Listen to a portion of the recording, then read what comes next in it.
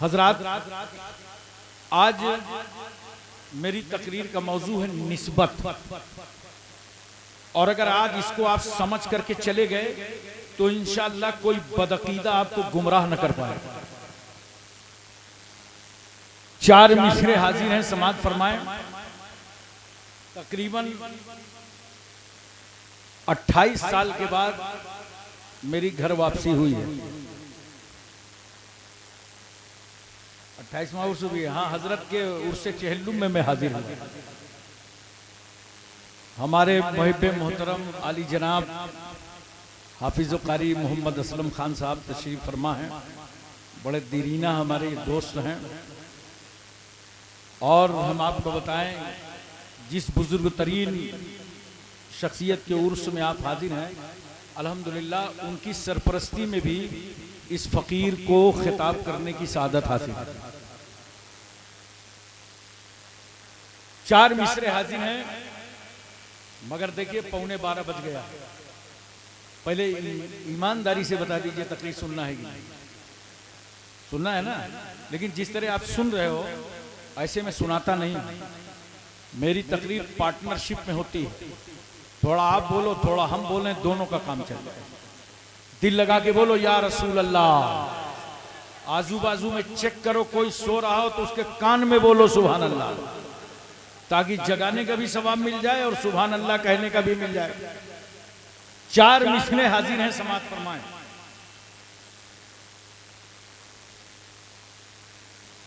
फौलाद का दिल, पत्थर का जिगर। फौलाद का दिल, पत्थर का जिगर, सब पारा पारा होता है। फौलाद का दिल, पत्थर का जिगर, सब पारा पारा होता है। जब नाम अली का लेते हैं, मैदान हमारा होता है। जब नाम अली का लेते हैं मैदान, महंगाई का रोना वो रोएं, बाजार है जिनकी आंखों में। या तो यूं कहिए, महंगाई का रोना वो रोएं जिन्होंने जिताया है। महंगाई का रोना वो रोएं, बाजार है जिनकी आंखों में। अपना तो हुसैन आजम के टुकड़ों पे गुजारा होता है। अपना तो हुसैन आजम के टुकड़ों पे गुजारा होता है। रात ज्यादा हो गई है, चार मिसरे भारी पड़ रहे हैं, दो सुनिए। फरमाया खुदा ने हमें देखकर हैदर सा निगहबान। फरमाया खुदा ने हमें देखकर हैदर सा निगहबान। फबअय्यि आलाए रब्बिकुमा तुकज़्ज़िबान। फबअय्यि आलाए रब्बिकुमा तुकज़्ज़िबान। दो मिसरे और दिलों में बुग़्ज़े अली, दिलों में बुग़्ज़े अली और जन्नत का जुनून। दिलों में बुग़्ज़े अली और जन्नत का जुनून। इन्ना लिल्लाहि व इन्ना इलैहि राजिऊन। हजरात, अल्हम्दुलिल्लाह यहाँ मदरसा रफिया वलीउल उलूम है, खानकाह आलिया कादरिया सोहरवर्दिया वलिया भी है, खानका भी है, मदरसा भी। बोलो, खानका भी है और मदरसा, और दोनों का होना कितना जरूरी है। खानका से क्या सिखाया जाता है और मदरसे में क्या पढ़ाया जाता है? खानका से इश्क और मदरसे में इल्म। बोलो, खानका से इश्क, मदरसे में इल्म। और इश्क के शुरू में क्या है? आयन। और इल्म के शुरू में क्या है? अरे जोर से बोलो। और इन उलमा से पूछो, आयन का माना आंख। आयन का माना आंख। पता चला सुन्नियत पर चलने के लिए दोनों आंखें जरूरी हैं। इल्म की आंख भी हो, इश्क की आंख भी हो। और अगर किसी के पास इल्म हो, इश्क ना हो, तो उसे क्या बोलते हो? अरे समझो, समझ गए ना? पता चला इल्म और इश्क दोनों हो, तभी वो इंसान अल्लाह और रसूल तक पहुंच सकता है। यहां दोनों इंतजाम, बोलो क्या शानदार इंतजाम है। अल्हम्दुलिल्लाह। एक बात और मुझे बताओ, मोहब्बत के साथ, प्यार के साथ, ये दोनों चीजें क्यों हैं? आजकल खानकाहें तो बहुत हिंदुस्तान में, बोलो। और जहां जिन खानकाहों से गैर शरई बातें सामने आ रही हैं, वहां मामला यही है, खानकाह है, बाजू में दारुल नहीं है, तो वो खानकाह नहीं है, वो खामखा है। आज ये खानकाह हुजूर वली मिल्लत की खानकाह जिसमें आप हाजिर हैं, इस खानकाह का यही पैगाम है कि हम टूट कर मौला अली शेर खुदा से मोहब्बत करेंगे। अरे बोलो ना, टूट कर अहले बैत से मोहब्बत करेंगे और साथ में सहाबा किराम की ताजीम करेंगे। और अगर कोई ये कहे कि मैं मौलाई हूं, आज के लिए बहुत चल रहा है, मैं मौलाई हूं, आज मैं आपको मौलाई समझा दूंगा। मैं मौलाई हूं, अबे मैं तो यहां तक कहता हूं हर सुन्नी मौलाई है। नोट करो, हर सुन्नी मौलाई है। और मौलाई में या तो ये निस्बती मानो, तो मतलब ये है मौला अली वाले, या मुतकल्लिम मानो, तो मतलब ये है मेरे मौला। तो हर सुन्नी, जोर से बोलो, हर सुन्नी मौलाई है। अब दूसरा जुमला नोट करो, जो मौलाई नहीं है वो सुन्नी ही नहीं है। अगर मौलाई नहीं है तो सुन्नी ही नहीं है। क्यों?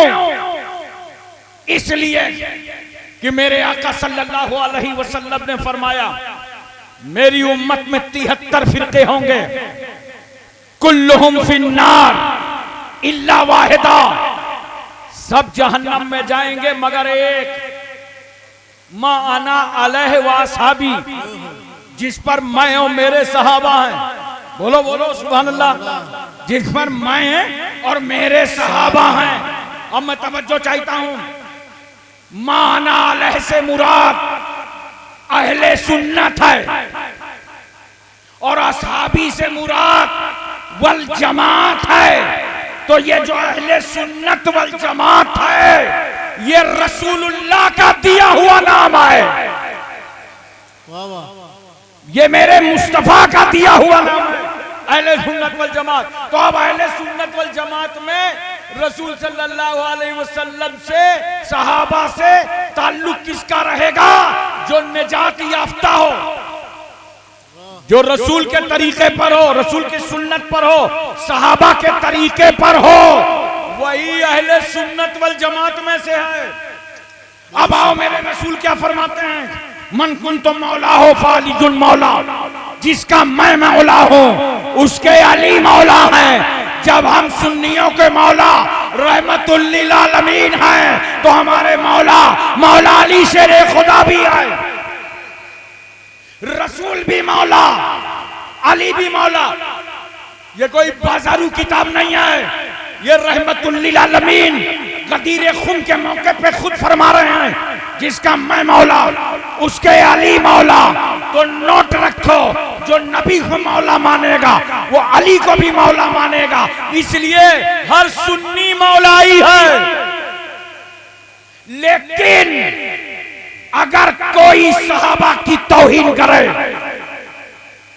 अगर सहाबा की अजमतों पर उंगली उठाए और सहाबा की इज्जतों से खिलवाड़ करे, तो नोट करो मेरा जुमला, न वो मौलाई है और न वो सुन्नी है। वही मौलाई है जो सुन्नी है वही मौलाई है, और मौलाई वही है जो मौला अली से टूटकर मोहब्बत करता हो और साथ में दीगर सहाबा की ताजीम करता हो, उनका अदब बजा लाता हो, सहाबा से मोहब्बतें करता हो। हजरत तवज्जो फरमाइए जरा सा और अपने जहन पर एक बात उतारने की कोशिश कीजिए। इसलिए मैं अपनी तकरीरों में अक्सर कहता हूं और आज भी आपको बता दूं, हम जितनी ये खानकाह हैं अहले सुन्नत वल जमात के लोग हैं, हम लोग साथ में नारा एक और लगाते हैं, मसलके आला हजरत का। बोलो लगाते हैं कि नहीं लगाते हैं? दिल खोल के लगाते हैं। बस मेरी एक गुजारिश याद रखना, बार बार लगाना, बार बार लगाना आला हजरत को, तो जो जितना ज्यादा पढ़ेगा उतना ज्यादा मोहब्बत करेगा। खूब लगाओ। बस एक गुजारिश है सच्चाई के साथ, अगर 50 मरतबा मसलके आला हजरत का नारा लगाओ तो कम से कम एक बार मसलके अहले सुन्नत का नारा लगा लिया करो,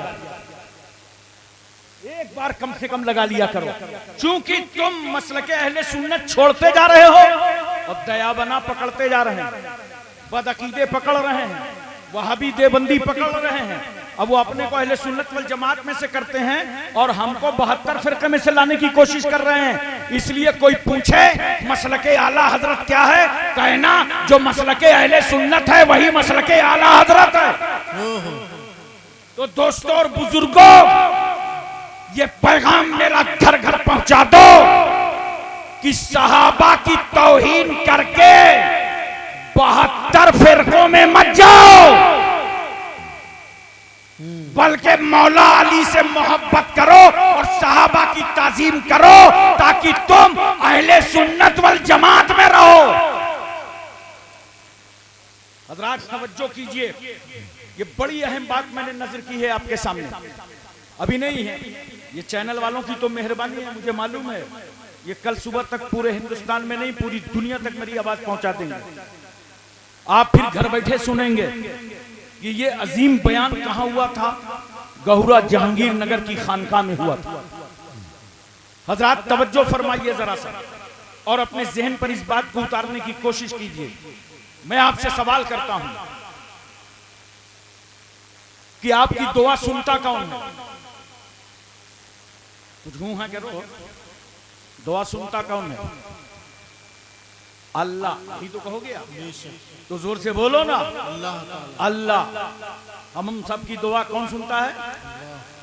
अल्लाह। ये जो झारखंड से लोग आए हैं, गोरखपुर से आए हैं, हिंदुस्तान की मुख्तलिफ रियासतों से गहुरा जहांगीर नगर खानकाह वली मिल्लत में आए हैं, सबकी हमारी सुनता कौन है?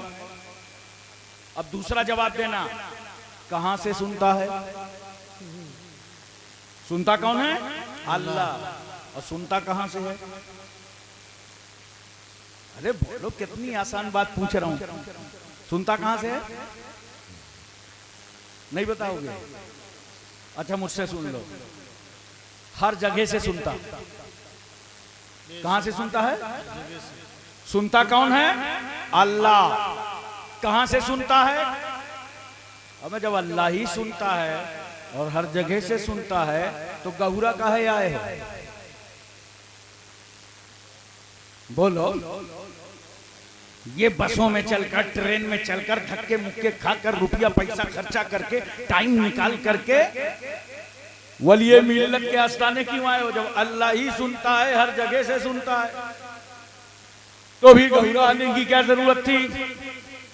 बेशक अल्लाह ही सुनता है, हर जगह से सुनता है, मगर मजारों पे हम इसलिए आते हैं, शाह वलीउल्लाह की दरगाह पे इसलिए आए हैं कि यहां से अल्लाह की रहमत करीब है। चलो खुदा को वहां से पुकारो जहां से अल्लाह की रहमत करीब है, इसलिए हम यहां आए। लेकिन कुछ ना समझ लोग होते हैं ना, आते हैं और जल्दी से, बड़ा अच्छा आपने ऐलान कर दिया कि भाई ये चादर जो कपड़े की लाते हो ना, गरीबों को चादरें ओढ़ा के आया करो। और एक बात मैं आपसे अर्ज कर दूं, बहुत सारे लोग अनपढ़ होते हैं, जब मजार में आते हैं ना तो आते ही दाबने लगते हैं, लगता है बड़ा वफादार मुरीद आया है, आज हजरत की सारी थकावट उतार दी। कितने प्यार से दापता है, देखते हो आप। कुछ पैगाम लेके जाओ और सीख के जाओ, आकर के मजार को ना दबाया करो, बल्कि सुनो। जब मजार हाजिरी का इरादा हो तो अपनी माँ के पैर दबा के आया करो, अपने बाप के सर पर तेल डाल के आया करो, और जब हाजिरी दो तो पैतियाने से जाओ।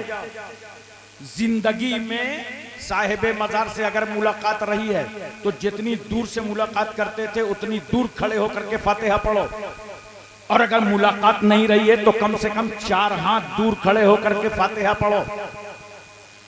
और जब तुम साहिबे मजार के आस्ताने पर, शाह वली मिल्लत के आस्ताने पर फातिहा पढ़ोगे, हाथ उठाकर उनके सदके में अल्लाह से दुआ मांगोगे, तो याद रखना तेरे हाथ समटने ना पाएंगे, दुआ बाबे इजाबत से टकरा जाएगी और खुदा की रहमत पुकारेगी। ये वो बंदा है जिससे इसकी माँ राजी है, बाप राजी है, अब तो अल्लाह का वली राजी हो गया। लो अब रसूलुल्लाह राजी हो गए, लो अब तो अल्लाह राजी हो गए। और जब फातिहा पढ़ा करो ना तो आदाब कुबूर में है कि अपनी पीठ काबे की तरफ कर लो। किधर कर लो? जोर से बोलो। काबे की तरफ। पीठ किधर कर लो? काबे की तरफ। क्या उलमा और सूफिया ने बयान किया, फातिहा पढ़ो तो पीठ, जोर से बोलो यार, और नमाज पढ़ो तो मुंह, नमाज में मुंह काबे की तरफ, फातिहा में पीठ काबे की तरफ। ये क्यों? हमारा तरीका फातिहा बता रहा है। कहां है वो लोग जो हम सुन्नियों को कब्र पुज्जा और बिदती कहते हैं? नादान एक बार मजार आके हमारा तरीका फातिहा देख ले। अगर हम नमाज पढ़ते इबादत करते तो मुंह काबे की तरफ होता, हमारी पीठ काबे की तरफ है। तरीका फातिहा बता रहा है कि हम वली की इबादत के लिए नहीं आए, अल्लाह वाले की ज़ियारत के लिए आए हैं। अरे नमाज और है, नियाज और। अब बताओ मुझे जरा से, देखो कुरान का इरशाद है, वत्तखिज़ू मिन मकाम इब्राहीम मुसल्ला, वत्तखिज़ू मिन मकाम इब्राहीम मुसल्ला। ए लोगों, मकाम इब्राहिम को मुसल्ला बनाओ। ए लोगों, मकाम इब्राहिम को मुसल्ला बनाओ, मकाम इब्राहिम पे नमाज पढ़ो। ये मकाम इब्राहिम है क्या? एक पत्थर है। और अगर पत्थरों की तकदीर देखना है तो शहर मक्का चलो, वहां एक पत्थर वो है जिसके बारे में मेरे सरकार फरमाते हैं, मैं उस पत्थर को पहचानता हूं जो मेरी पैदाइश से पहले मुझ पर सलाम पढ़ा करता था। अरे मोहब्बत से बताओ, वली मिल्लत के उर्स में आने वालों, जब मेरा रसूल सलाम पढ़ने वाले पत्थर को पहचानता है तो सलाम पढ़ने वाले सुन्नियों को कितना पहचानेंगे? मौला अली शेर खुदा फरमाते हैं कि जब हम अतराफे मक्का से गुजरते थे, सरकार सल्लल्लाहु अलैहि वसल्लम साथ होते थे, तो आवाज आती थी अस्सलातु वस्सलामु अलैका या रसूल अल्लाह। पत्थर नबी पे सलाम पढ़ते थे। एक पत्थर वो है मक्के में जिसे रसूलुल्लाह ने चूमा है। अच्छा, कुछ लोगों को कंफ्यूजन हो गया, वो चूमना को पूजना समझ गए। रसूल ने तो फातिमा के बेटे हुसैन को भी चूमा, और रसूल ने फातिमा के बेटे हुसैन को सूंघा भी, चूमा भी। जन्नत का फूल समझा सूंघ लिया, आले बतूल समझा चूम लिया। कुछ लोग चूमना को पूजना समझ गए, जबकि अपने बच्चों को दिन भर चूमते हैं और उसके बाद कहां कहां चूमते हैं बताऊंगा, नहीं समझ जाओ। अबे चूमना अगर पूजना होता तो रसूल ने हजरे अस्वद को चूमा ही ना होता। नबी ने हजरे अस्वद को भी चूमा और नबी ने फातिमा के बेटे हुसैन को भी चूमा। यहीं से हम सुन्नियों को अकीदा मिल गया कि हजरे अस्वद की तरह हजर मिले तो चूम लो और हुसैन की तरह बशर मिले तो चूम लो। अब एक बात बताओ, इब्राहिम अलैहिस्सलाम ने इस पत्थर पर खड़े होकर के काबे को तामीर किया, बोलो, तो अब दर्जा इस पत्थर का कितना बढ़ गया। अल्लाह फरमाता है मकाम इब्राहिम को मुसल्ला बनाओ। हमने कहा अल्लाह मस्जिद हराम के होते हुए मिज़ाब रहमत की मौजूदगी में काबे के रहते हुए पत्थर के सामने नमाज। खुदा की रहमत मुस्कुरा पड़ी, मेरे बंदो पत्थर न देखो, इस पत्थर से मेरे नबी का नक्शे कदम देखो।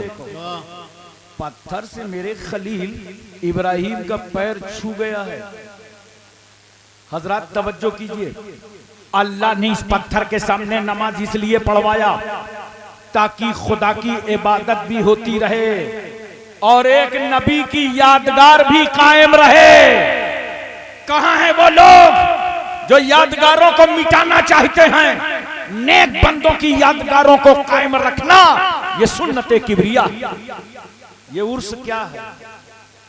ये यादगार है। बोलो मोहब्बत से, क्या है? एक साहब मेरे पास आया, कहा उर्स नहीं होना चाहिए। मैंने कहा क्यों? कहा इसलिए कि औरतें जाती हैं। तो मैंने कहा शादी नहीं होना चाहिए। बोला क्यों? मैंने कहा औरतें जाती हैं। और अगर तेरा यही फार्मूला इंडिया में लागू किया गया तो भारत के सियासी लोगों को अलग से पार्टी बनाना पड़ेगा, ऑल इंडिया रड़ुआ समाज। अबे शादी भी होगी, उर्स भी होगा, लेकिन दोनों शरीयत के मुताबिक होंगे। बोलो, दोनों शरीयत के मुताबिक होंगे। जरा गौर से मेरी तरफ देख रहे हो ना? ये देख रहे हो? समझ गए कितना ख्याल रहता है, कटने न पाओ। लड़के जवान हो गए, कटवाने न पाओ। और यहां से निकलता क्या है बताना मत, माहौल मत खराब करना। बोलो निकलता क्या है? कोई मुश्क अंबर तो निकलता नहीं, गंदगी निकलती है।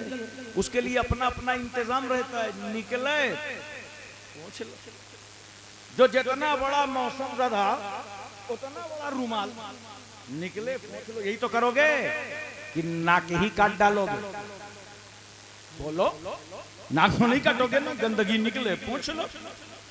इसी तरह याद रखना, उर्स में जो शरीयत के खिलाफ रस्में हैं, शादी में जो शरीयत के खिलाफ रस्में हैं, इन रस्मों को मिटाया जाएगा।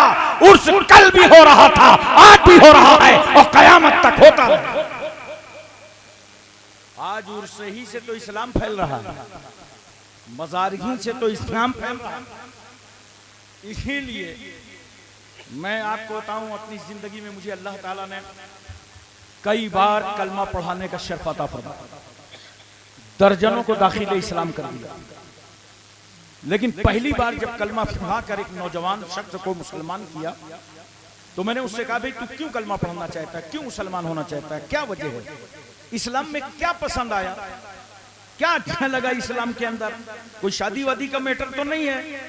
कहा नहीं गुरुजी, मैंने तो इस्लाम पढ़ा ही नहीं, तो आपको बताऊं क्या? मैंने कहा फिर भला क्या लगा? कहा अच्छा ये लगा, ये जाजमऊ शरीफ में हजरत मखदूम शाह आला रहमतुल्लाह अलैह का आस्थाना है। तो मैं यहाँ देख रहा हूँ बगैर भेदभाव के हिंदू, मुस्लिम, सिख, ईसाई, जाट, बरहमन, अंसारी, मंसूरी, खान, पठान, अफगान सभी आते हैं। तो एक दिन मैंने भी स्नान किया और सर पर रुमाल रखा और दर्शन के लिए मजार पहुंच गया। तो मैं जब मजार के अंदर गया, खड़ा हुआ, तो मेरी आत्मा को शांति मालूम हुई। मैंने वहीं से फैसला कर लिया कि जब कानपुर की मजार में लेटे हुए एक वली की अजमतों का ये आलम है, तो मदीने के मोहम्मद की रहमतों का आलम क्या होगा? हजरात, मैं आपसे पूछता हूं मोहब्बत के साथ, और एक बात और सुन लीजिए, जो गलत रस्में हैं, चाहे शादी में हो चाहे उर्स में हो।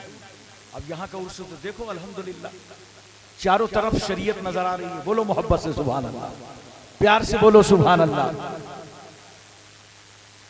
खिलाफे शरा कोई रस्म नहीं होना चाहिए। क्यों? वो नाजायज़ो हराम चीज तो करना ही नहीं। मगर एक बात यहां सुन लीजिए, उलमा के हवाले से खास तौर से आप लोग ध्यान में रखिएगा, हम अहले सुन्नत वल जमात के जितने एतराजात हैं वो इन बदअकीदा मौलवियों पे, और इनके जितने एतराजात हैं वो हमारी जाहिल कौम पे। ढोल आप बजाओ, गालियां हम खाएं। बोलो पटाखे आप दागो, गालियां हम खाएं। तो इनके जितने एतराजात हैं हमारी जाहिल कौम पर हैं, और हमारे जितने एतराजात हैं इनके मौलवियों पर हैं। कान खोल करके सुन लो, इंशाअल्लाह खानकाहे वली मिल्लत से जिहालत की रस्मों को मिटाने का पैगाम आगे ले जाना। अब बताओ मुझे जरा, पानी पीते हो? फिर नहीं बोलते जी जी। अबे तबर्रुक खाए कि नहीं? तो बोलो जरा से कि हजम हो गया। जरा दिल लगा के बोलो, पानी पीते हो ना? खड़े होके कि बैठ के? अरे जलसे में तो झूठ ना बोलो।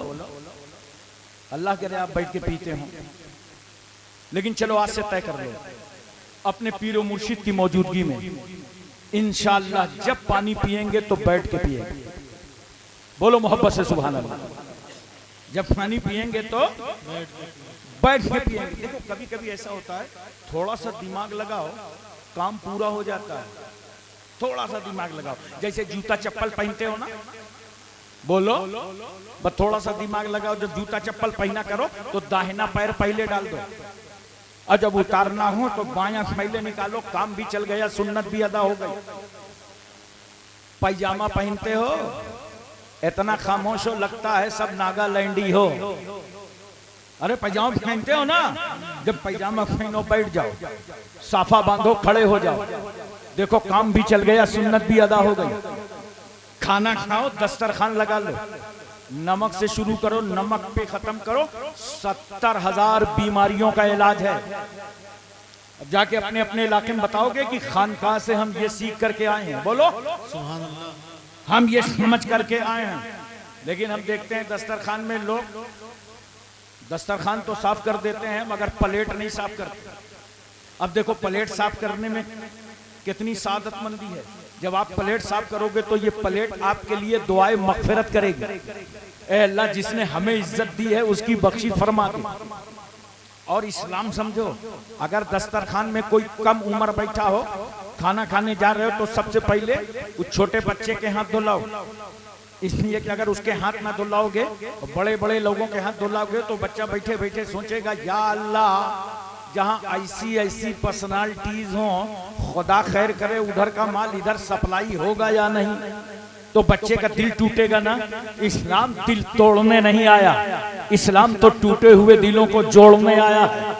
पहले बच्चे के हाथ धुलाओ, और जब खाने से फारिग हो जाओ तो जो सबसे बुजुर्ग हो उसके हाथ धुला दो, ताकि उसकी अजमतों का परचम लहराता नजर आए। बात समझ गए ना? बोलो दिलो दिमाग पे बात उतर गई। बदलना पड़ेगा तुम्हें अपने आप को। खानकाहों में आने वालों, ये सब जिम्मेदार इलाके से आए हुए हैं, पढ़े लिखे लोग हैं। खानकाह आलिया का पैगाम पूरे मुल्क में पहुंचा दो। आज हम कितना बदल गए हैं, क्या कर रहे हैं। लिबास पहनना नहीं आता। देखो नौजवान को कितनी टाइट पैंट पहनता है जींस की, कि समझ में नहीं आता कि इसने पैंट को पहना है कि पैंट ने इसको पहना। इतनी टाइट कि सबके साथ कम से कम 50-50 ग्राम पेशाब रहता है। और सरकार क्या फरमाते हैं, इस्तनज़हू अनिल बौल फ़इन्नहु आम्मतु अज़ाबिल क़ब्र मिन्हु। ऐ लोगों, बचो पेशाब की छींटों से, आमतौर से अज़ाबे क़ब्र इसी से होता है। हजरात, मुझे हैरत है, जहां इतनी बड़ी बड़ी खानकाहें हों, अजमेर शरीफ, कचौचा शरीफ, महरेरा शरीफ, झूसी शरीफ और मरकज़ इश्क़ मोहब्बत बरेली शरीफ, इतनी अजीम जगह हो, वहां के पैरोकार सही लिबास नहीं पहन पाते। आजकल देखो नौजवानों को फटे कपड़े पहन रहे हैं, फटी हुई पैंट हमें खरीद खरीद के ला रहे हैं। अरे मेरे भाई, कपड़ा फट जाए तो उसको सिल लिया करो, धुल लिया करो। इस्लाम सिलने की इजाजत देता है, फटे कपड़े मत पहनो, इसलिए कि सूफिया कहते हैं इस्लाम ने अपने मानने वालों के हाथ में कैंची नहीं दी कि तुम कपड़ों को काटो, सुई और धागा दिया है फटे हुए कपड़ों को सिल। बड़े शौक है फटे कपड़े खरीद के ला रहे हो। मैं मुंबई में भिंडी बाजार से चला, साइड में गाड़ी थी तो एक बच्चा आया, कहा हजरत कहाँ जा रहा? मैंने कहा कुरला जा रहा हूँ, रमजान शरीफ का जमाना था। उसने कहा मुझे भी ले लीजिए। मैंने कहा बैठ जाओ। अब गाड़ी में टाइम बहुत था, एक तो रमजान में भी टाइम निकल आता है काफी। तो मैंने कहा भाई कहाँ गए थे? कहा वो ईद आ गई ना, शॉपिंग करने गए थे, कपड़े खरीदने। तो मैंने कहा लाओ जरा बच्चे का कपड़ा देखें तो इसकी तबीयत बहलेगी, दिल जीता करेगा। मेरी नीयत तो ये थी कि बच्चा खुश होगा। बच्चे कपड़े देखने और दिखाने से ईद के बहुत खुश होते हैं। बोलो जैसे हजरत हुजूर महबूब इलाही रहमतुल्लाह अलैह ने फरमाया कि मुझे एक खत लिखा, एक खत मिला और जिसमें लिखा था हत्तल इम्कान लोगों के दिलों को राहत पहुंचाओ। अरे बोलो यार सुभान अल्लाह, दिल लगा के बोलो सुभान अल्लाह। लोगों के दिलों को राहत पहुंचाओ। क्यों? इसलिए कि बाजार में इससे बढ़कर कीमती चीज कोई नहीं है कि लोगों के दिलों को राहत पहुंचाओ। आप भी तय कर लो आज कि इंशाअल्लाह जब काम कोई अमल करेंगे तो हम अपने पड़ोसी को, साथी को राहत पहुंचाया करेंगे। तो बच्चा बैठा था, मैंने कपड़ा देखा तो जैसे उसने पैंट बढ़ाया तो जींस की पैंट थी, गांठ के पास फटी थी। अबे मैंने कहा तू ठग गया। बोला क्या हुआ हजरत? अरे मैंने कहा फटी पैंट खरीद लाया। तो जानते हो बच्चा था लेकिन कैसे कर रहा था, मुझे को बेवकूफ समझ रहा था कि ये पुराने ख्याल के आदमी हैं, सजा से बचने की सबील करते हैं, सजा से बचने की सबील करते हैं, पुराने लोग हैं, पुराना वकील करते हैं। तो मैंने कहा क्यों फटी खरीद? अरे बोला नहीं ये चलता है, आजकल फैशन चल रहा है, लाइए लाइए मैं कपड़े रख लूं हिफाजत से, आप उसको उधाड़िएगा नहीं। मैं जानबूझकर फटी हुई पैंट लाया हूं। मैं आपसे पूछना चाहता हूं कपड़े कैसे पहनना चाहिए?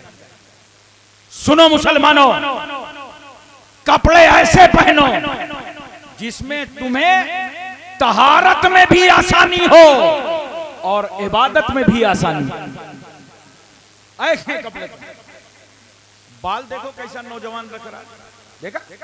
इधर से काट के, इधर से काट के, आगे से काट के, पीछे से काट के, ऐसा सर के ऊपर बना है जैसे मुर्गी का झुआ,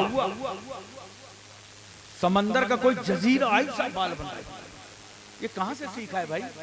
अच्छा मुंबई में किसी को देख लो बाल उल्टा पुल्टा रखे है, फटी पैंट पहने हैं, कड़ा पहने हैं तो कड़ा पहनने लगो। कहां से सीख लिया? तुमको किसने कहा था कि बॉम्बे वालों को देख करके उनके नक्शे कदम पर चलो? बाल कैसे रखना चाहिए सुनो, या तो पूरे बाल कसर करा दो, या ताबदोश या ताबगोश, या तो कान की लौ तक बाल रखो और या तो ये शाने तक बाल रखो। बोलो पूरी तवज्जो है? अपनी आल औलाद को समझाओगे, नाती पोते को ये सबक दोगे कि बाल कैसे रखना है? मैं आपको अर्ज करना चाहता हूं और बताना चाहता हूं, आजकल खाने पीने का तक ढंग नहीं है। अब तो लोग खड़े खड़े खाना खाने लगे। अभी हाफिज असलम साहब, ये लोग जो खड़े होकर खाना खाते हैं इसको क्या कहते हैं? Buffer system. मैंने बंगाल की एक कॉन्फ्रेंस में पूछा भाई इसे क्या कहते हैं, तो एक साहब बोले बम्पर सिस्टम। अल्लाह करे अभी आपके गांव में ना आया हो ये सिस्टम, नहीं है ना? आ गया, धीरे धीरे आएगा, धीरे धीरे आएगा। तो पहले से होशियार रहो तो नहीं आ पाएगा। अब देखो जरा से खड़े खड़े खाना खाना। अच्छा मुझे हैरत होती है, आज इतनी अच्छी दावत मिली थी, स्टार्टर बढ़िया, नेमत पर नेमत। आज तो तुझे अल्लाह की बारगाह में 2 रकअत नफिल नमाज पढ़ के जाना था कि अल्लाह तेरा एहसान है, बड़ी अच्छी दावत मिली। और बाद में फिर क्या कहते हो? मौलाना लोग मुर्गा बहुत खाते हैं। अच्छा एक बात और नोट कीजिएगा, ये वही बोलेगा जो कभी इमाम की, आलिम की, पीर की दावत नहीं करेगा।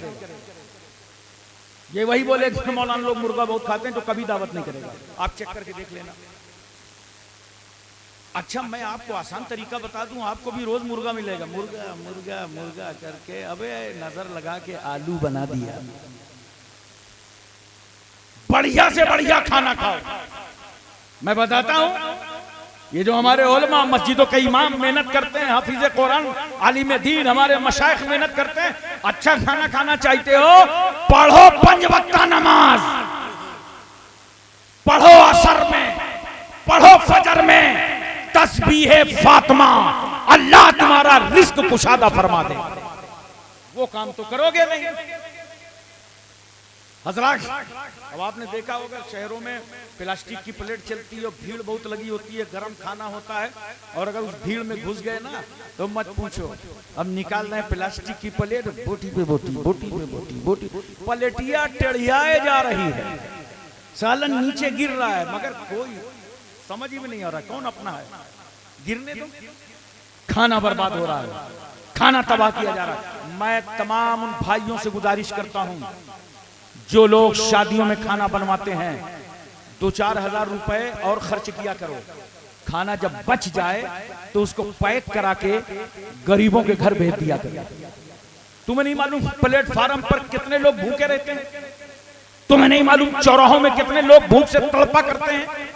और जो लोग खाना फेंकते हैं, जाय करते हैं, नोट करो, ये अल्लाह का दिया हुआ रिस्क। अरे इसका दूसरा नाम है फजले इलाही। ये रिस्क ही नहीं है, ये अल्लाह का फजल है। गोया जो तुझने ठुकराया है वो अल्लाह के फजल को ठुकराया है। ताजीम करो, जितनी जरूरत हो उतनी लो। तो मैं सोच रहा था और आपको बताना चाह रहा था कि भाई ये मसला क्या हो गया। ये बॉम्बे को देख करके दुनिया क्यों चलने लगी, ये अदाकारों को देख करके क्यों गुमराह होने लगे नौजवान। मेरे नौजवान भाइयों, नोट करो, बॉम्बे को वो देखें, अदाकारों को वो देखें, फिल्मी स्टार को वो देखें जिनका कोई रहबर और रहनुमा ना हो, जिनका कोई आइडियल ना हो। हमारे आइडियल तो हादी अकबर जनाब मोहम्मदुर रसूलुल्लाह है। हमारे आइडियल सैयदना सिद्दीक अकबर हैं, फारूक आजम हैं, उस्मान गनी है, मौला अली हैं, हजरत साद हैं, सईद हैं, तलहा, जुबैर, अम्मार, बुजर, खालिद बिन वलीद, अबू उबैदा बिन जर्रा, अब्दुर्रहमान बिन औफ, सुहैब रूमी, सलमान फारसी, बिलाल हबशी, हजरत अनस, अबू हुरैरा, अबू दरदा, अमीर हमदा। हमारे आइडियल पीराने पीर सैयदना गौसे आजम हैं। हमारे आइडियल ख्वाजा अजमेरी हैं, आखाए नक्शबंद हैं, मौला सोहरवर्द हैं। हमारे आइडियल कुतुबुद्दीन बख्तियार काकी, महबूबे खियाही, साबिर खलियरी, जिंदा शाह मदार, वारिसे देवा, मखदूमे के चौचा, मखदूमे जाजमऊ, नसीरुद्दीन चिराग देहलवी, शाह जमालुल्लाह रामपुरी, मुनव्वर अली शाह इलाहाबादी, शरफुद्दीन याहिया मुनैरी, अलाउल हक मंडवी, अखी सिराजुद्दीन, मखदूमे माहिम, बाबा बहाउद्दीन, बाबा ताजुद्दीन, मखदूम शमीना, सैयद सालार मसूद गाजी, सरकारे महरेरा। हमारे आइडियल तो खानकाहे झूसी है। हमारे आइडियल मुजद्दिदे अल्फसानी हैं। हमारे आइडियल मुजद्दिदे इस्लाम आला हजरत फाजिले बरेलवी। इनको बनाओ आइडियल। बोलो तवज्जो है ना? बात दिलो दिमाग में आपके उतर रही है? तो मैं अर्ज ये कर रहा था, सारा पानी बैठ के पीते हो, वादी का, नदी का, चश्मे का, इलाके का, कुएं का, हैंडपैप का, नगर पालिका की टंकी का, सारा पानी, जोर से बोलो, बैठ कर। और अगर कोई हाजी साहब आबे जमजम ला के दे दें, वाह भाई सभी मसला जानते हैं, तो खड़े होकर सारा खानी बैठकर आबे जमजम, जरा जोर से बोलो, आबे जमजम सुन्नियो। अगर तुम आबे जमजम खड़े होके पियो तो मुझे कोई ताज्जुब नहीं। मुझे तो हैरत उन लोगों पर है जो नबी के लिए नहीं खड़े होते, पानी के लिए खड़े हो जाते। नबी के लिए नहीं खड़े होंगे, पानी के लिए खड़े हो जाएंगे। हजरत एक बात बताइए, आबे जमजम को खड़े होकर क्यों पीते हो? इसलिए कि एक नबी की एड़ी से छू गया, इस्माइल अलैहिस्सलाम की एड़ी से टच हो गया। आप हज करके आए, दरवाजे भीड़ लगने लगी। ये हिंदुस्तान मोहब्बतों का मुल्क है। जब लोग हज करने जाते हैं या हज करके आते हैं तो जैसे मुसलमान मिलने आते हैं वैसे ही गैर मुस्लिम भी मिलने आते हैं कि हमारे महल्ले से अब्दुल्ला भाई पश्चिम जा रहे हैं, चलो मुलाकात कर ले। आते कि नहीं आते? भीड़ लग गई। हाजी जी ने कहा बच्चों, हज कमेटी ने 5 लीटर अलाउ किया था, इतने में होगा क्या? तब एक ड्रम लाओ, ड्रम में हैंड पाइप का पानी डालो और उसमें ये आबे जमजम मिला दो। अब 5 लीटर को एक ड्रम बना दिया गया और जो आता जा रहा है वो खड़े होके पीता जा रहा है। मैंने कहा गहुरे वालों, आबे जमजम को खड़े होके पीते तो बात समझ में आती, ये जहांगीर नगर वाले के लिए क्यों खड़े हो गए, ये अपने गांव वाले पानी के लिए क्यों खड़े हो गए? तो आप कहेंगे हजरत, गांव वाला पानी मक्के वाले पानी से मिल गया है, इसलिए उस पानी की हम ताजीम करते हैं। अच्छा, एक बात और मोहब्बत के साथ बताओ, वजू करते हो ना? हाँ, बहुत ढीले बोलोगे, अबे नमाज पढ़ोगे तब ना वजू करोगे। हमें यही तो अफसोस है, जिन पर नमाज फर्ज है वो पढ़ते नहीं, और जिन पे फर्ज नहीं है वो पढ़वाने निकले हैं। जितना पानी बचा क्या करते थे चाचा? खड़े होके, मैं आपसे पूछता हूं क्यों खड़े हो रहे हैं? क्यों खड़े हुए? तो आप यही कहेंगे ना हजरत इसलिए खड़े हुए ये वजू का पानी है। मगर आज मैं आपकी अक्ल खोल दूंगा, ये वजू का थोड़ी है। वजू वाला तो बह गया, हाथ धोया कंट्रोल से बाहर, चेहरा धोया कब्जे से बाहर, पैर धोया गिरफ्त से बाहर, तो जिससे वजू किया वो तो बह गया। जो बचा है इससे वजू किया ही नहीं है। अगर इसने वजू किया होता ना तो ये भी बह गया होता। ये तो बचा हुआ है, ये बचे हुए के लिए क्यों खड़े हुए? तो आप कहेंगे बचा हुआ पानी वजू के पानी से छू गया है, इसलिए पानी की भी हम ताजीम कर रहे हैं। नोट करो, एक पानी इस्माइल पैगंबर की एड़ी से टच हो जाए उस पानी की ताजीम, और आबे जमजम से हमारे घर का पानी छू जाए, मिल जाए, उस पानी की ताजीम। लोटे में पानी बच जाए वजू वाला पानी से छू करके, तो उस पानी की ताजीम। अरे नोट करो, हम इसीलिए तो ताजीम करते हैं सैयदना गौसे आजम की, हम ताजीम करते हैं ख्वाजा गरीब नवाज की, हम ताजीम करते हैं आकाए नक्शबंद की, हम ताजीम करते हैं मौलाए सोहरवर्द की, इसलिए कि इन बुजुर्गों का इश्क इश्के मुस्तफा से छू गया है, इश्के रसूलुल्लाह से टच हो गया है। इनका सीना इश्के इलाही का गंजीना बन गया है, इनका सीना इश्के मुस्तफा का मदीना बन गया है। एक बात और बताइए, पहले मुझे बता दीजिए, नींद तो नहीं आ रही? वो झटके में बोल रहा है यार, जरा दिल लगा के बोलो, आ रही कि नहीं आ रही? आ रही नहीं? आ रही? आ रही है, मगर बहादुरी जबरदस्ती जता रहे हैं। कोई बात नहीं है, तवज्जो कीजिए जरा सा और जहन अपना हाजिर रखिए। हम और आप जिस पानी से वजू करते हैं तो ये पानी 2 गंदगियों को धुलता है। एक आज़ाए वजू पे जो जाहिरी गंदगी लगी थी उसकी धुलाई, और एक जो आज़ाए वजू से गुनाहे सगीरा किया था उसकी धुलाई। वाह रे नमाज, तेरे तकद्दुस को सलाम।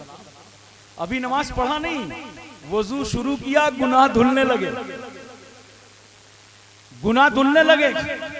थोड़ा सा देखो, अपने को बदलो।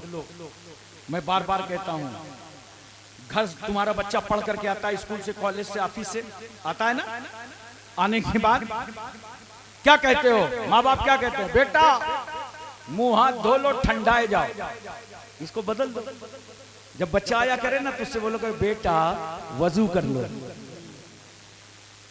किसी को टाइम देते हो ना यार, 2 बजे मुलाकात होगी, 4 बजे मुलाकात होगी, 6 बजे मुलाकात होगी, ऐसे काम करो कि तबलीग भी हो जाए, टाइम भी तय हो जाए। 2 बजे किसी को टाइम देना है तो उसको बताओ जोहर बाद आना, 4 बजे देना है तो असर बाद आना, 6 बजे देना है तो मगरिब बाद आना। 8 बजे देना है तो ऐशाबाद आना, सुबह सुबह देना है तो अब तो बोलो फजर बाद आना, और 1 हफ्ते के बाद देना है जुमा बाद आना, 1 महीने के बाद देना है रमजान बाद आना, और पूरे साल का देना है तो ईद बाद आना। देखो टाइम भी तय हो गया और तुम्हारी जुबान से नमाज की तबलीग भी हो गई। बदलो अपने को, जरा सा चेंज करो, कुछ तब्दीली लाना पड़ेगा, अपने आप को बदलना पड़ेगा, इस्लामी माशरे में जिंदगी गुजारना पड़ेगा। हमारे अंदर बहुत सारी अब खराबियां पैदा हो गई। पहले देखो सब्जी लेने जाते थे कि नहीं जाते? फतेहपुर वाले तो जानते हो, पहले तो ये 2016 से तो सब्जी जाने हैं कि सब्जी होती है, वरना सब्जी का नाम सुन लो तो इनका मूड खराब हो। बोलो, अरे समझ रहे हो कि नहीं समझ रहे हो? लेकिन हम लोग बहुत छोटे छोटे थे जब घर की सब्जी लेने जाते थे, आप भी गए होंगे, तो जैसे सब्जी वाले से खरीद लिया, आलू प्याज धनिया मिर्चा टमाटर मूली शलजम सब खरीद लिया, झोले में रख लिया, उसका पेमेंट कर दिया जितने पैसा हुए। जब चलने लगे तो क्या बोलता था, रुको, तो थोड़ी सी हरी धनिया और 2-4 मिर्ची वो अपनी तरफ से हमारे झोले में डालते थे। आपके भी डालता रहा होगा। अरे बोलो ना यार, तो बताओ उस वक्त कितनी खुशी महसूस होती थी। वो सब्जी वाला बेवकूफ थोड़ी है, वो सिर्फ कस्टमर को खुश नहीं कर रहा, वो जानता है दुकान में आने वाला अल्लाह का बंदा है, अगर इसके दिल को राहत पहुंचेगी तो मेरे कारोबार में बरकत होगी। राहत पहुंचाना सीखो। देखो पहले दूध लाने जाते थे ना, जाते थे कि नहीं जाते थे? दूसरी जगह तो जानते हो दूध में लोग पानी मिलाते हैं, हमारे हिंदुस्तान में पानी में दूध मिलाते हैं। वो एक अकरम भाई हैं रामपुर में, तो आमतौर से रात भर दुकान खुली रहती थी उनकी, एक 25 साल पहले की बात बता रहा हूँ, और 2.5 रुपए की एक चाय देते थे। बड़ा भीड़ लगी रहती थी, रात को बेचारे मुसाफिर आते थे, 2.5 रुपए की चाय पीते थे। एक बार अकरम भाई ने एक साहब को चाय दिया तो उसमें मछली के छोटे छोटे 2 बच्चे निकले। उसने कहा अरे अकरम भाई ये तो चाय में मछली के बच्चे हैं। तो अकरम भाई ने कहा भाई 2.5 रुपए में मछली के बच्चे नहीं तो क्या घोड़े और गधे खिलाऊंगा? आप जरा तवज्जो कीजिए, अपने ज़हन में रखिए। दूध लाने जाते थे तो देखो उसने 2 पाव दूध नापा और नापने के बाद थोड़ा सा लेकर फिर अलग से डालता। बोलो ना, डालता थे नहीं? आप खुश हो जाते। अरे यार घर में कोई अच्छा सामान बनता था ना तो घर की बुजुर्ग बुढ़िया औरतें और मर्द क्या कहते थे, अरे खीर बनी है जरा पड़ोस में दे आओ। बोलो मोहब्बत से सुभान अल्लाह, दिल लगा के बोलो सुभान अल्लाह। आज सालन बना है ये पड़ोस में दे आओ। मेहमान को याद करते थे, काश मेहमान आ जाए तो खाना खाएं। अब हम लोग क्या करते हैं, मेहमान चला जाए तो खाना खाएं। बरकतों से तो हाथ हमने खुद धो लिया। पूछो मौला अली शेर खुदा से, आंख में आंसू थे। लोगों ने पूछा अली रो क्यों रहे हैं? कहा 3 दिन गुजर गए हैं मेरे घर कोई मेहमान नहीं आया। इब्राहिम अलैहिस्सलाम जब खाना खाते थे, दस्तरखान लगाते थे, मीलों ढूंढने चले जाते थे, कोई मेहमान मिल जाए तो साथ में खाना खाना। और मेरे आका सल्लल्लाहु अलैहि वसल्लम कितनी प्यारी बात फरमाते हैं, तामुल वाहिद यकफी लिल इस्नैन, एक का खाना 2 के लिए काफी होता है। इतनी बरकत होती है। ये सब बरकत वाले काम हैं। मुसलमानों पड़ोसी का ख्याल रखो, खानदान का ख्याल रखो, गरीबों का ख्याल रखो, अपनों पराओं का ख्याल रखो। तो बहरहाल मैं अर्ज ये कर रहा था कि 2 गंदगियों को वजू का पानी धुल देता है। तवज्जो है ना, 2 गंदगियों को वजू का पानी धुल देता है। एक जाहिरी गंदगी, एक गुनाहे सगीरा। और अब इस पानी को दोबारा इस्तेमाल न करना, वो भी सुन लो, ये माए मुस्तामल हो गया। फुक़ाहे किराम की इस्तिलाह में इसे माए मुस्तामल कहते हैं। और दोबारा इस्तेमाल करोगे ना तो मुफस्सिरीन किराम ने लिखा है कि मिर्गी जैसी बीमारी का खतरा। हाँ, यहाँ पे कंफ्यूज न होइएगा। जो मस्जिदों में हौज बना रहता है ना, तो उससे कंफ्यूज न होइएगा, वो दह दर्दा 10 हाथ लंबा है, 10 हाथ चौड़ा है। और ऐसा पानी जो 10 हाथ लंबा हो, 10 हाथ चौड़ा हो, उसको शरीयत कहती है माए जारी के हुक्म में। लिहाजा अगर आपके वजू का पानी उसमें गिर जाए तो माए जारी के हुक्म में है, वो पानी से दोबारा आप वजू कर सकते। मैं एक बात अर्ज कर रहा हूं, लेकिन अगर एक लोटा पानी लिया, वही लोटे से पानी को दूसरा इस्तेमाल करने लगा, तो याद रखना मिर्गी जैसी बीमारी का खतरा है। ये हमारे तुम्हारे वजू का पानी है, अगर दूसरा इस्तेमाल करे तो बीमारी पैदा हो जाए। लेकिन अगर वजू कर रहे हो मुस्तफा जाने रहमत, अगर वजू कर रहा हो अल्लाह का पैगंबर, तो सहाबा हथेली पे हथेली, हथेली पे हथेली, हथेली पे हथेली, और नबी के वजू का पानी जमीन पर गिरने नहीं देते। और जिस सहाबी को पानी नहीं मिलता था वो दूसरे सहाबी से कहते थे लाओ खाली हाथ मेरे हाथ में रख दो। जाहिर सी बात, तो सहाबी ने कहा होगा अब तो पानी नहीं है, तो सहाबी ने यही तो जवाब दिया होगा अब नहीं है, मगर हथेली से नबी के वजू का पानी छू गया है। जरा तवज्जो कीजिएगा, ऐसा लगता था, हदीस शरीफ का मफहूम है कि आपस में झगड़ा हो जाएगा। सहाबा दौड़ते थे नबी के वजू के पानी के लिए। क्यों? इसलिए कि हमारे तुम्हारे वजू का पानी बीमारी है, दोबारा इस्तेमाल करो तो बीमारी, और नबी के वजू का पानी शिफा। नबी के वजू का पानी शिफा। अब यहीं से बात समझ में आ गई, उम्मती के वजू का पानी नबी के वजू के पानी के बराबर नहीं है। हमें तो जब उम्मती के वजू का पानी नबी के वजू के पानी के बराबर नहीं है, तो कोई उम्मती कैसे नबी के बराबर हो सकता है? आजकल देखो ये लफड़ा भी बहुत चलता है। बात बात पे लोग कहते हैं लिखा कहाँ है, ये लिखा कहाँ, ये लिखा कहाँ। अच्छा जानते हो, पूछेंगे किससे? आलिम से नहीं पूछेंगे। आओ जो मसला हल करना हो,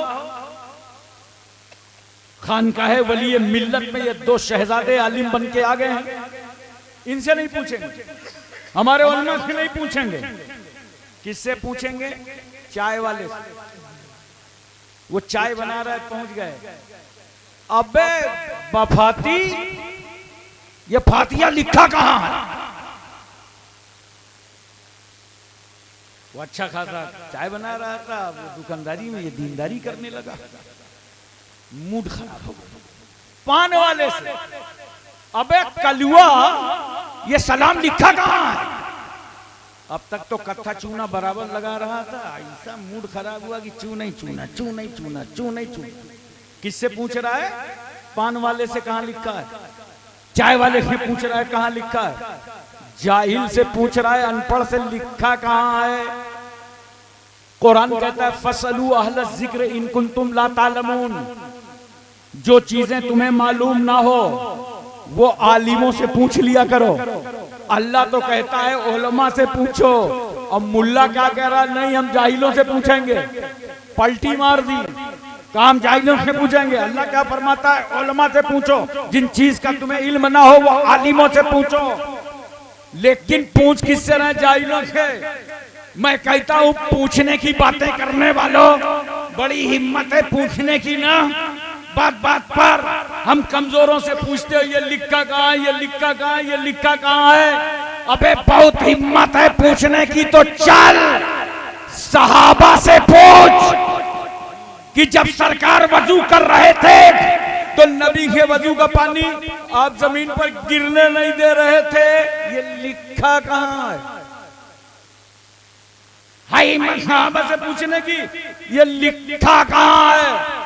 तुम नहीं पूछ सकते, मगर हम अहले मोहब्बत हैं, हम अहले निस्बत हैं, हम अहले सुन्नत हैं।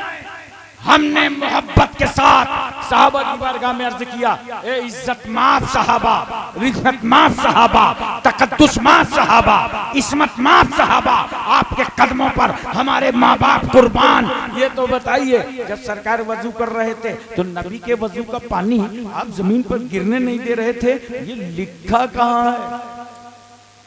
ये लिखा कहाँ है? तो सहाबा का इश्क बोलेगा? नादान, ये हमारे इश्क की किताब में लिखा है, हमारे मोहब्बत की किताब में लिखा है कि हम अदाए आशिकाना दिखाते जाएं और मुस्तफा खामोश होकर उसे साबित फरमाते चले जाएं। अच्छा एक बात और बताओ, बोलो देन हाजिर है ना, पूरी तवज्जो है?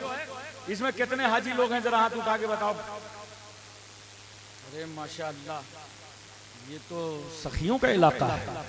हम हाजियों की तादाद से समझ जाते हैं कि कितने परसेंट कंजूस वहां रहते हैं। काफी तादाद में लोगों ने हज किया, लेकिन पता नहीं ये गौरा वाले हैं कि बाहर वाले हैं, ये प्रॉब्लम है मेरे लिए। बहरहाल जहां के भी हों, खुश नसीब हैं। हज करके आए ना, देखो हज का एक रुकने आजम, उलमा की खास तवज्जो चाहिए। एक रुकने आजम है वकूफे अरफात, ये फर्ज है मैदान अरफात में ठहरना।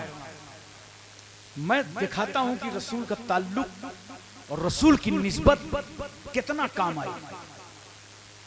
वकूफे अरफा, मैदान अरफात में जो लोग ठहरे होंगे रो रो के खुदा को याद किए होंगे, ऐ अल्लाह आज हम उस लिबास में इस मैदान में आए हैं जिस लिबास में तेरा प्यारा महबूब आया था, तेरा प्यारा हबीब आया था, तेरा पैगंबर आया था।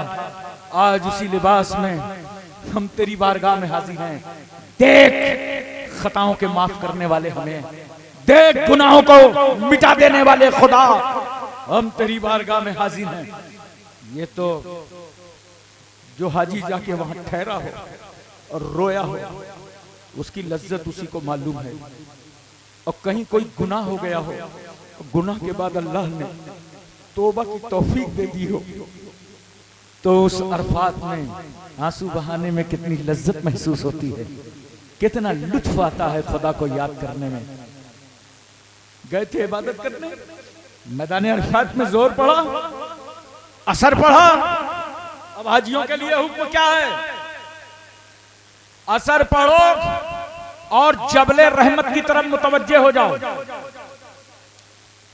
जबले रहमत की तरफ, ये वो पहाड़ जहां आदम अलैहिस्सलाम की तौबा कबूल हो, इस पहाड़ की तरफ मुतवज्जे हो। और ए हाजियों, यहां से निकलना मत, खेमों से निकल करके जबले रहमत की तरफ मुतवज्जे हो, मगर मैदान अरफात से बाहर मत जाना जब तक सूरज न डूब जाए। और जब सूरज डूब गया तो अल्लाह का हुक्म है कि नमाज मगरिब की मत पढ़ना। हमने कहा अल्लाह, सूरज डूबने से पहले निकलने की इजाजत नहीं, सूरज डूब गया तो मगरिब पढ़ने की इजाजत नहीं। जहां जहां सूरज डूब गया वहां वहां मगरिब की नमाज हो रही है। मस्जिद जुमा में, मस्जिद किबलतैन में, मस्जिद हराम में, मस्जिद सिद्दीक अकबर में, मस्जिद फारूक आजम में, मस्जिद उस्मान गनी में, मस्जिद मौला अली में, मस्जिद बेलाल में, मस्जिद अबू जर गिफारी में। ए अल्लाह, जहां सूरज डूब गया वहां मगरिब की हो रही है। हम तो इबादत करने आए थे, हमको मगरिब से पहले अरफात से निकलने की इजाजत नहीं है। और जब सूरज डूब गया है तो अब मगरिब पढ़ने की इजाजत नहीं है। ए अल्लाह, मगरिब नहीं पढ़ सकते। खुदा की रहमत मुस्कुरा पड़ी। मेरे बंदो, मैदाने अरफात में तुम कैसे मगरिब पढ़ोगे जब मेरे महबूब ने नहीं पढ़ा?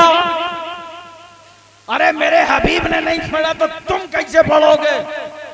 मेरे हबीब ने मुज़दलिफा में पढ़ा था, जाओ वहीं मुज़दलिफा में पढ़ना। हमने कहा परवरदिगारे आलम, ये 10 किलोमीटर का सफर जाते जाते मगरिब का टाइम निकल जाएगा, आज तो हमारी मगरिब कज़ा हो जाएगी। मगर खुदा की रहमत मुस्कुरा रही है। मेरे बंदो, तुम्हारा परवरदिगार तुम्हारी मगरिब को कज़ा नहीं होने देगा।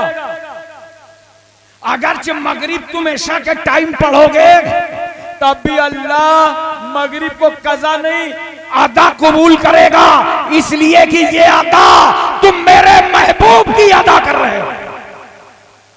ये है ताल्लुके मुस्तफा, ये है निस्बत मुस्तफा।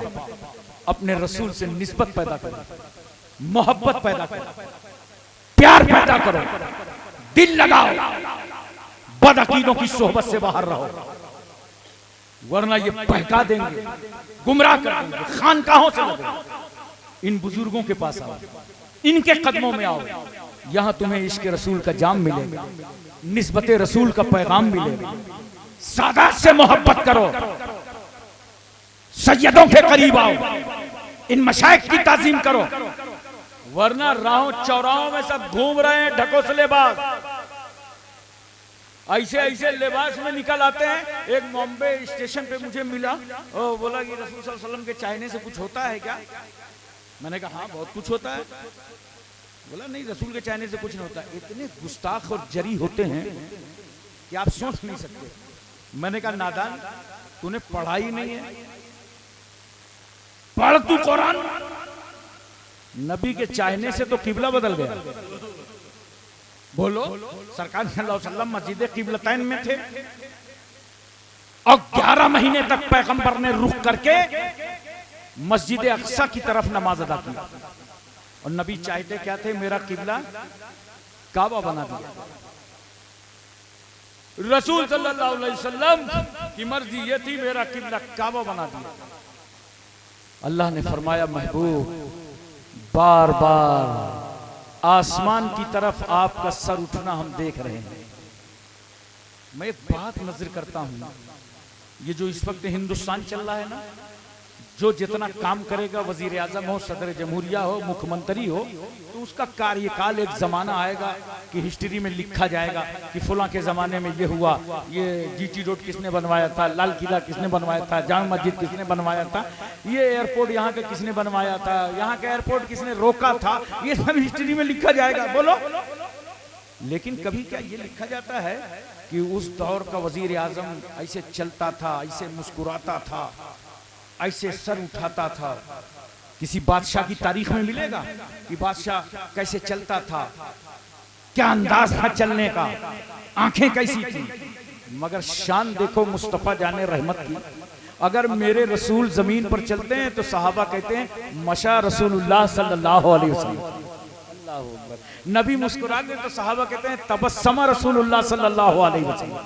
और अगर नबी आसमान की तरफ सर उठाते हैं तो अल्लाह कहता है मेरे महबूब बार बार आसमान की तरफ आपका सर उठना हम देख रहे हैं। वो आदम से जिनका किबला मैंने अपनी मर्जी से बनाया, शीश का किबला इदरीस का, यहया का, जकरिया का, दानियाल का, यूब का, याकूब का, यूनुस का, यूसुफ का, यूशा का, इब्राहिम का, इस्माइल का किबला मैंने अपनी मर्जी से बनाया। मगर मेरे हबीब तुम नबी भी हो और मेरे महबूब भी हो, अब हमारा किबला तुम्हारी मर्जी से बनेगा। फवल्ले वजह का शतरल मस्जिदिल हराम, अपना चेहरा मस्जिद हराम की तरफ कर लो।